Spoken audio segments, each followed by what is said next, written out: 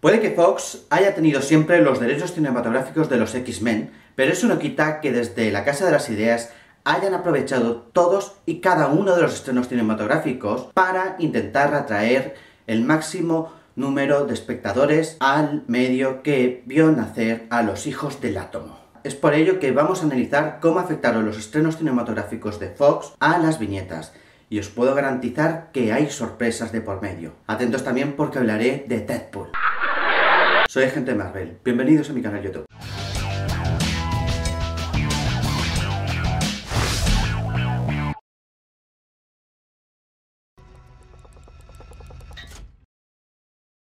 En los 90 no cabía ningún tipo de duda sobre quiénes eran la especie dominante tanto en Marvel Comics como en el mercado del cómic americano en general. Buena prueba de ello fue el lanzamiento de X-Men, la nueva serie regular escrita por Chris Claremont y Jim Lee, cuyo primer número alcanzó la friolera de más de 8 millones de ejemplares vendidos al otro lado del charco, convirtiéndose en uno de los cómics más vendidos en la historia del cómic. El éxito de los X-Men en las viñetas pronto daría el salto a la pequeña pantalla con la versión animada de los X-Men.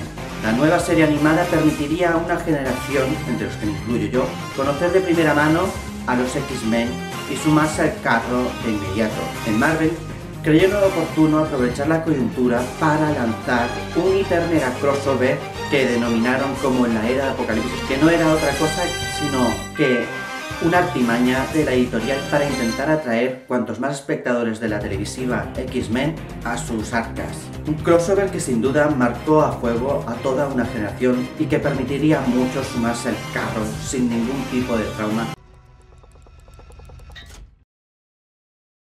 Para el estreno de la película de los X-Men de Bryan Singer, en la cúpula directiva de la Casa de las Ideas se estaban viviendo cambios bastante importantes. Aprovechando el momento, se lanzó el crossover del Fin del Sueño, que reuniría a las dos colecciones principales de los X-Men, donde recuperarían personajes tales como el senador Kelly, que también aparecía en la peli, Mística y su hermandad de mutantes diabólicos, a la par que Chris Claremont, el patriarca mutante, cerraba muchas de las tramas abiertas desde hacía años en la franquicia mutante. Uno de los cambios más importantes y que sin duda bebía muchísimo de la producción de Fox fue el cambio estético de Cerebro, que pasaría a adoptar la forma del de la película. Por la época, en Marvel decidieron lanzar la nueva serie regular de Ultimate X-Men, donde el Enfant Terrible, Mark Millar junto con los hermanos Kubert elaborarían un interesante remake donde nos contarían la historia de los X-Men como si se hubieran creado en el siglo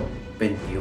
Todos estos cambios de formas y estéticos también fueron transportados posteriormente a la línea principal de la franquicia mutante con la llegada de Grant Morrison a New X-Men. Para empezar, tenemos cambios de aires, donde los mutantes pasarían a ser la especie dominante. La Mansión Xavier por primera vez pasaría a ser un instituto lleno de superpoderosos estudiantes con poderes de lo más bizarros. Y uno de los cambios más importantes que hubo es que en las viñetas también se adoptó el cuero negro como marca oficial de la casa. Y es que hay que reconocer que tanto Blade como Matrix habían hecho mucho daño en lo que respecta a la moda cinematográfica de los superhéroes.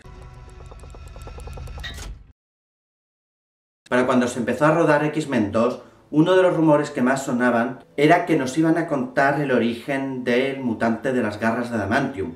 Desde la Casa de las Ideas pensaron que era una ofensa que Fox quisiera contar el origen de Lobezno, teniendo en cuenta que era su personaje. Es por ello que decidieron contarnos el origen de Logan, o para ser más exactos, James Howler, en una miniserie de 6 episodios donde Marvel derribaría uno de los muros más importantes que siempre había rodeado al personaje. Para cuando se estrenó la película, William Stryker, en las viñetas, Chris Claremont, su creador conceptual, lo recuperaría en una saga que dejó bastante que desear, todo hay que decirlo, a pesar de que posteriormente se remozó y William Stryker pasó a ser una amenaza de primera orden. Puede que nos contaran el origen de Lobezno, pero en Marvel también decidieron darle una vuelta de tuerca al proyecto Arma X, y es que nos revelarían que la X del proyecto no era una X sino un número romano, ampliando el proyecto al Arma Plus y revelándonos que Lobezno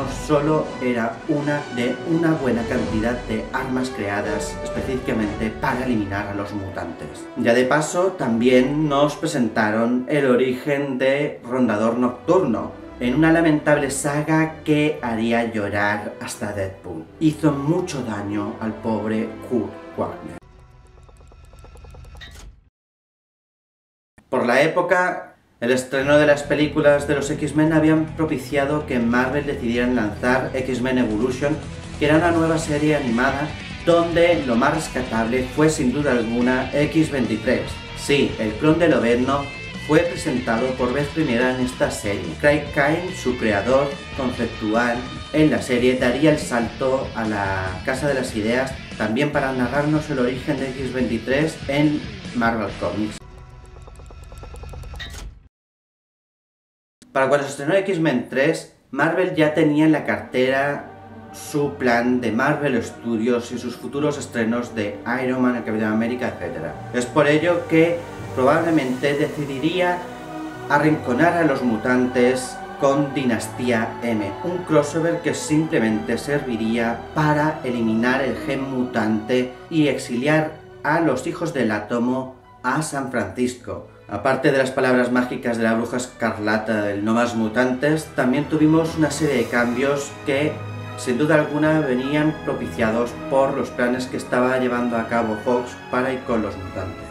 Para empezar, tenemos que Logan recuperaría todos y cada uno de sus recuerdos pasados y se lanzaría una nueva serie regular donde se nos explicarían los capítulos perdidos de la historia del mutante de las garras. Magneto se quedaría sin poderes. Puede que el estreno de X-Men Origins Wolverine fuera una puta mierda directamente, pero de todo lo malo siempre se saca algo bueno y básicamente Marvel aprovecharon la mierda de la película para hacer una serie de acciones que sin duda repercutirían de manera positiva a la editorial. Para empezar, Jason Aaron, un guionista que tengo en gran estima, cogería las riendas del destino en solitario del mutante de las garras en Wolverine Weapon X. Puede que el Deadpool que nos presentaran en la película fuera una auténtica aberración. Hello, darkness, my old friend. Pero eso permitiría a la editorial volver a recuperar la cabecera de Deadpool separada del cable y lanzar un nuevo volumen aprovechando el tirón del personaje.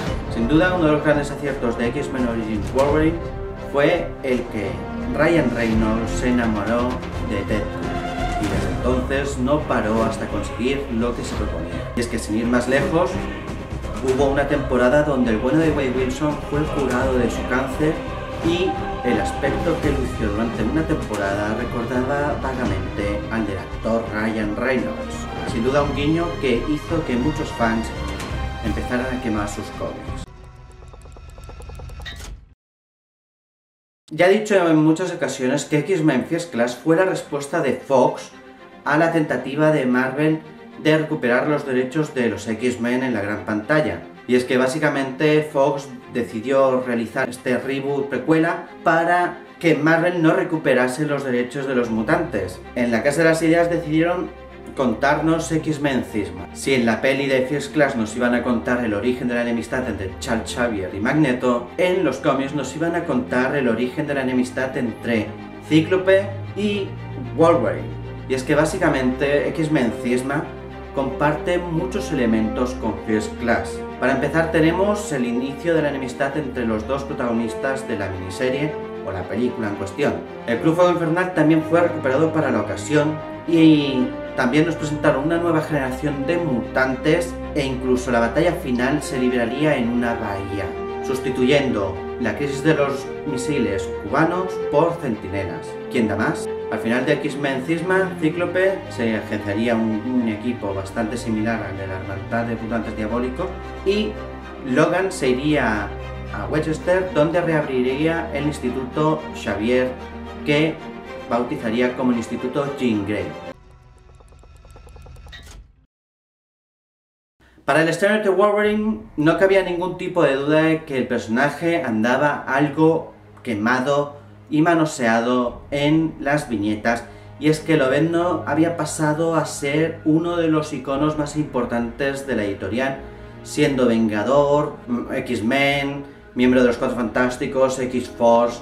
La presencia de Lobezno no paraba de multiplicarse mes tras mes y aparecía en todos y cada uno de los títulos, por lo que era evidente que el personaje estaba más que quemado, más teniendo en cuenta que su colección regular andaba languideciéndose en la lista de ventas. Es por ello que al ver la premisa de The Wolverine, donde Logan perdía su factor de curación, en la Casa de las Ideas decidieron llevar esta idea al extremo, donde finalmente le pusieron fin tras 2 años de larga agonía. Y es que la muerte de Lobezno fue en plan, por favor, cargároslo ya o me lo cargo yo, porque lo que estáis haciendo con él no tiene perdón de Stan Lee.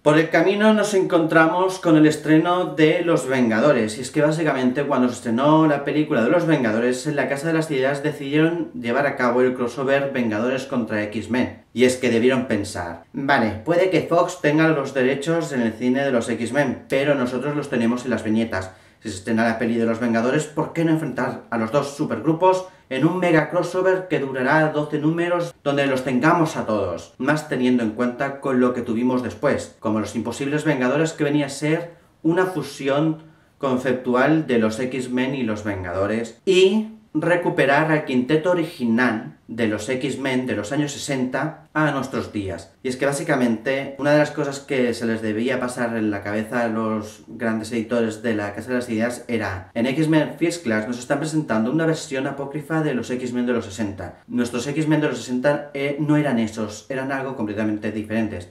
A eso que llegó Bendis y dijo, escuchadme, tengo una idea. ¿Por qué no hacemos un remake de Días del Futuro Pasado, pero convertido en una serie regular? Recuperemos a los X-Men del pasado y de esta manera lo revalorizaremos para una nueva audiencia, quienes volverán a sentirse identificados con esos X-Men. Y así tuvimos a la nueva Patrulla X, que no eran otros que el quinteto original transportado a nuestros días, donde descubrían con horror cómo había cambiado el mundo, donde Cíclope andaba formando su propio equipo de los X-Men, más parecido a la Hermandad de Mutantes Diabólicos que a un grupo de los X-Men, ya que en sus filas militaban personajes tales como Magneto o Emma Frost, y por otro lado teníamos a Logan dirigiendo el Instituto Jean Grey. Para el estreno de X-Men Días del Futuro Pasado, en la Casa de las Ideas decidieron organizar un crossover llamado La Batalla del Átomo, que básicamente venía a tirar por tierra Días del Futuro Pasado, ya que nos presentó una saga que reuniría tanto a los X-Men del presente, del pasado, del futuro. Lo más importante de aquella época básicamente fueron los grandes cambios que se produjeron a tenor de los estrenos cinematográficos. Por ejemplo, tenemos que Magneto conseguiría por primera vez en mucho tiempo una serie regular que sin duda bebía de la versión cinematográfica del Magneto de Michael Fassbender. El estreno de la era Ultron también nos traería importantes cambios en la franquicia mutante, y es que se nos revelaría que tanto Quicksilver como la Bruja Escarlata no eran hijos de Magneto, tal y como nos habían hecho creer a lo largo de los últimos 30 años. Y también se atreverían a revelarnos que Charles Xavier había contraído matrimonio con Mística, una idea que pronto fue eliminada de la continuidad a través de artimañas espaciotemporales, pero que estuvo sobre la mesa. Nadie en su sano juicio podía prever cómo Deadpool conseguiría batir récords y coronarse como una de las películas más taquilleras del presente año, y más teniendo en cuenta que era un personaje que ni la propia editorial apostaba por él. Y es que a lo largo de los años Deadpool había pasado a ser un personaje terciario, hasta que la película ha hecho que la Casa de las Ideas lo ponga en primera plana, convirtiéndolo en Vengador, y Deadpool ha pasado a ser el nuevo Lobezno al multiplicar su presencia en todos y cada uno de los títulos mutantes, convirtiéndose en uno de los grandes reclamos comerciales de la editorial. Por último nos encontramos con X-Men Apocalipsis, y es que este año en la editorial ya han aprovechado la coyuntura mucho mejor al desarrollar el crossover de las Guerras de Apocalipsis, básicamente recuperando a N'Sabak Nur en una saga que reunirá las 3 colecciones principales de la franquicia mutante. ¿Qué nos espera en el futuro de la franquicia mutante?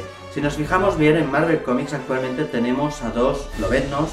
Por un lado el viejo Logan y por otro a Lobezna. En la próxima película de The Wolverine 3 ya se rumorea que se basará en el viejo Logan, por lo que lo hayan recuperado es sin duda alguna un signo evidente que en Marvel no dan puntada sin hilo. ¿Vosotros qué pensáis de este tipo de cambios? ¿Ayudan a que las viñetas y la mitología de los mutantes en los cómics se enriquezca, o por el contrario entorpecen el avance de los mismos y hace que la editorial no pare de joder a todos los aficionados? ¿Vosotros sois partidarios del cambio o por el contrario os gusta el estatismo y que los cómics se mantengan al margen de los estrenos cinematográficos? Desde aquí quiero mandar un saludo a Soy Black Panther, Umi de Génova, Víctor Wiki, Nabos Terisco Jones y a Soy Masacre. Si os ha gustado el vídeo, regaladme un like, compartidlo en vuestras redes sociales o allá donde podáis y suscribiros al canal Más Marvel Zombie de YouTube. Nos vemos en el siguiente vídeo. Excelsior saludos.